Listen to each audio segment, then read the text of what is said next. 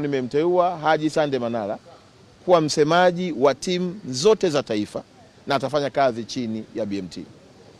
Haji Manara atakuwa na kazi ya kublandi timu zetu za taifa.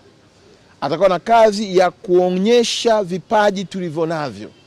Atakuwa na kazi ya kupeleka ujumbe juu ya taaluma hii na kipaji tulichonacho kama taifa, ili kuchochea hamasa na kuwafanya vijana wawe proud na nchi yao na wawe proud na vipaji walivyokuwa navyo.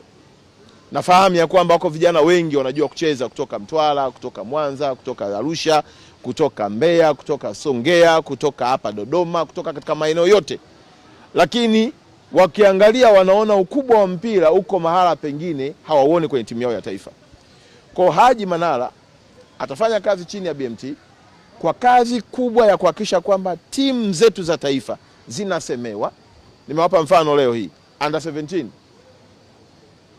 Serengeti Boys wanacheza na Egypt na itarushwa leo saa 1. Lakini Watanzania wanajua. Unafahamu ya kwamba Tanzanite Queen wamequalify kwenda World Cup.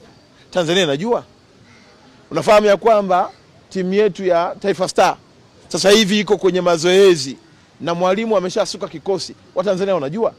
Sasa kazi ya Haji Manara itakuwa ni kuwajulisha Watanzania juu ya mwenendo wa timu za taifa, juu ya mafanikio ya timu za taifa, ili uwekezaji huu unaofanywa na serikali ya Daktari Samia Suluhu Hassan upate nguvu ya kuongeza hamasa kwa vijana wengi, ili mwisho wa siku tutimize ndoto ya kwenda kucheza World Cup 2040 kama ambavyo rais wetu ametuelekeza.